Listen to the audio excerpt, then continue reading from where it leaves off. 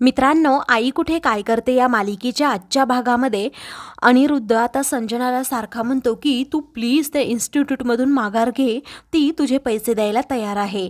मात्र संजना ऐकायला तयार नसते. ती म्हणते, हे बघ अनिरुद्ध, तिला जर काही करायचं असतं तर तिने कधीच केलं असतं.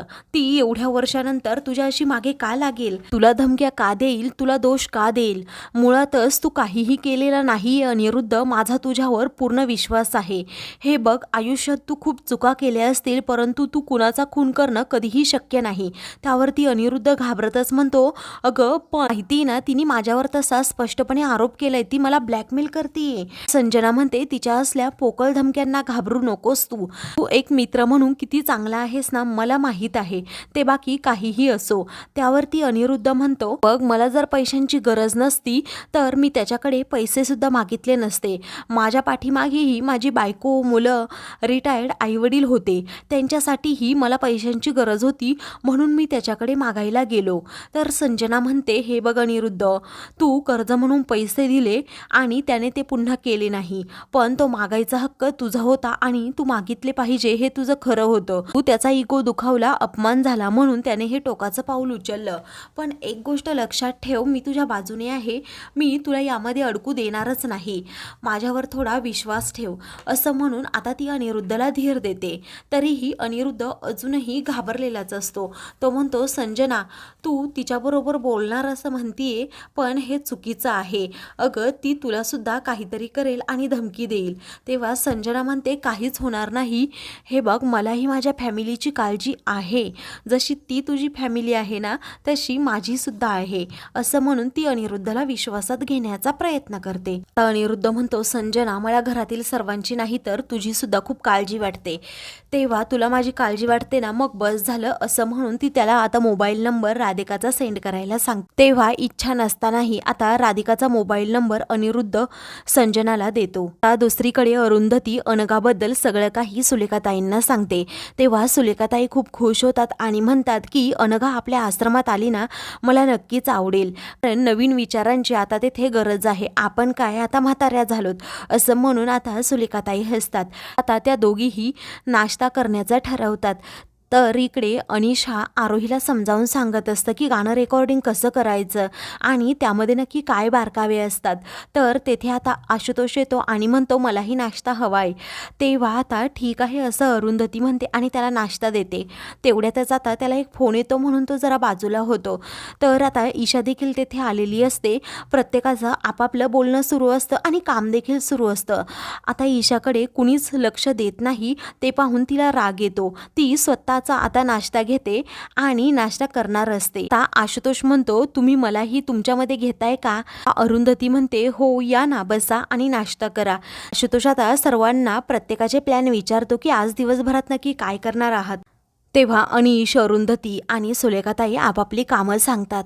तर आता तुमच्यामध्ये मी नाही का, असं ईशा विचारते. अरुंधती म्हणते, ईशा, तू अशी काय बोलतेस? तर आता मला सगळेजण इग्नोर करतायत, तुमच्यामध्ये कुणीही मला धरत नाही, आता ईशा म्हणते. त्यावरती आशुतोष विचारतो, मग तू आमच्यासाठी काय काम करणार आहेस, कुणाला हेल्प करणार आहे? तर आता ईशा म्हणते, आज नको, माझे प्लॅन ठरलेले आहेत. तर आता अनिश उठतो आणि ईशाला खूप झापतो. ईशा म्हणते, तुला बोलायची गरजच आहे का मध्ये? मी मला तू कमी समजत असतो. मध्ये आता वाद होत आहेत. ते पाहून अरुंधती आणि आशू दोघांना शांत करतात. अरुंधती म्हणते, आज दिवसभर मी एक गाणं रेकॉर्ड करणार आहे आणि गाणं सुद्धा शिकवणार आहे. आज संगीत विद्यालयामध्ये मला जायचंय.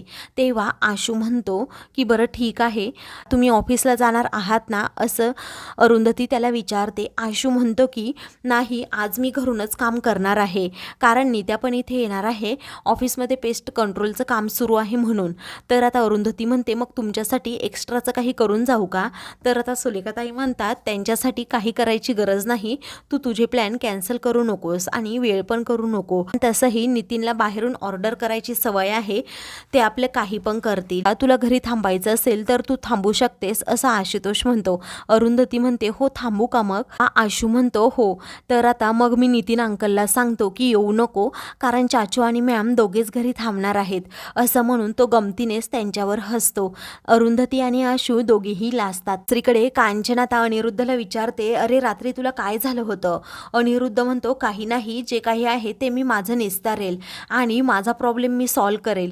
त्यावरती आता कांचन म्हणते, तुमचं काय सुरू असतं ना, मला तर कळतच नाही, काय विचारावं आणि काय नाही. असं म्हणून आता ती खूप तनतन सुरू करते. तेवढ्यातच आता संजना तेथे येते. तर आप्पा आणि कांचन पुन्हा एकदा तिला विचारू लागतात. संजना म्हणते, सांगते मी सर्व, तुम्ही थांबा. तर अनिरुद्ध नाही म्हणतो. तरीही संजना आता सांगणार असते. तेवढ्यातच आता अभि तेथे येतो आणि म्हणतो, अगं अनघा, मी जानकीचं सगळं बास्केट भरून ठेवलंय. असं म्हणून तो सामान कुठे कुठे ठेवलंय हे सर्व काही सांगत असतो. तेव्हा अनघा म्हणते, बरं ठीक आहे, तर आता माझ्या मैत्रिणीकडे मी जानकीला घेऊन चालले आहे, तिनेही जानकीला अजून पाहिलं नाही, असं आता अनघा घरातील सर्वांना म्हणते. आता कांचन रागातच म्हणते की अगं तुझ्या मैत्रिणीला इकडे यायला काय झालं मग? आपली जानकी काय बाहुली आहे का, तू इकडे तिकडे घेऊन तिला मिरवतेस आता? असं म्हणून आता कांचन खूपच भडकते. तेव्हा आप्पा कांचनला गप्प करतात. तर आता अनघा अभिला म्हणते, तुझा डबा मी पॅक करून ठेवलाय. अभि ठीक आहे असं म्हणतो. तर कांचन म्हणते, आज घेऊन जाशील खरं, पण उद्या कुठे ठेवणार तुझ्या मुलीला तू? आम्ही तुमच्या मुलांना सांभाळत बसायचं आणि तुम्ही तुमची स्वप्न पूर्ण करत राहायची. आता आज ठेवलंय खरं, बघू उद्या काय करते. असं म्हणून ती अनघाला टोमणा मारते. तर आता आप्पा कांचनवर पुन्हा एकदा ओरडत म्हणतात, अगं तुला काही समजतं की नाही? ती मुलं म्हणजे आपली कुणीच नाही का? नातवंडांची मुलं आहेत ना ती, मग आपली जबाबदारी नाही का त्यांना सांभाळायची? तर आता यश तो विषय टाळतो आणि अनघाला म्हणतो, मी त्याच दिशेने चाललो आहे, चल मी तुला सोडतो. अनघा ठीक आहे असं म्हणते. कांचन पुन्हा यशला म्हणते, काय रे तू बाहेर जाणार नव्हतास ना? तर मला आरोहीला भेटायचं आहे, कारण तीच माझं गाणं रेकॉर्ड करणार आहे. इकडे आलेली तुम्हाला अजिबात आवडत नाही, म्हणून बाहेर भेटण्याचा निर्णय मी घेतलाय, असं यश म्हणतो. तर आता तिनेच का गाणं रेकॉर्ड करावं, तुला दुसरं कुणी परवडत नाही का, असं अनिरुद्ध त्याला म्हणतो. तेव्हा आता कांचन, अनिरुद्ध आणि यशमध्ये खूप वाद होतात की आरोहीला अजिबात तिथे घ्यायचं नाही तू कामासाठी, तर मी तिला तिच्या पायांवर उभं राहण्यासाठी मदत करणारच, असं यश सर्वांना निर्णय सांगतो. कांचन अनिरुद्धला खूप राग येतो. तर आता दुसरीकडे नितीन खायला शोधत असतो. आमच्या घरात खायला काहीही नाही असं आशू म्हणतो. पण आमच्या घरात काही लहान मुलं नाही की बिस्किटांनी डबे भरलेले असतील, तर जिगरच्या नावावर माझी खूप मजा होते, असं नितीन म्हणतो. तेवढ्यातच अनघा तेथे येते, कारण छकुली खूप रडत असते. ती म्हणते की ताई कुठे आहे? तेव्हा ती थोडी बाहेर गेली आहे, आता इतक्यात येईलच, असं आता आशू म्हणतो. तर अनघा म्हणते, हिला झोपायचंय. तेव्हा आशू आता अनघाला आणि जानकीला रूममध्ये घेऊन जातो. तर आता दुसरीकडे अनघा घरीच काम करत असते. ते पाहून अनिरुद्ध विचारतो, तू आज कामाला नाही गेलीस? तेव्हा आज मी वर्क फ्रॉम होम करणार आहे, कारण आज मी जरा वेगळाच विचार केलाय. आता अनिरुद्ध विचारतो, नक्की काय चाललंय तुझ्या मनात? तेव्हा तिथे कॉल आला तर काही प्रॉब्लेम नको, मी अडकून पडेल, असं संजना म्हणते. तर तुला आता आर्ग्यू करायचंय का, असं अनिरुद्ध विचारतो. आता संजना म्हणते, हे बघ, मी आज काहीही केलं तरी राधिकाला भेटणारच आहे, कारण मला माझ्यापेक्षा जास्त मला तुझी काळजी आहे आणि भेटून सगळं काही क्लिअर करायचंय. मी इन्स्टिट्यूट बंद केली काय आणि सुरू ठेवली काय, तिला प्रॉब्लेम असणारच आहे, कारण तिला तुझा सूड उगवायचा आहे म्हणून. पण आता मी तसं होऊ देणार नाही, मी तुझ्या चांगल्यासाठीच हे सगळं काही करते, असं म्हणून संजना आता गप्प बसते. तेवढ्यातच आता तिला राधिकाचा फोन येतो.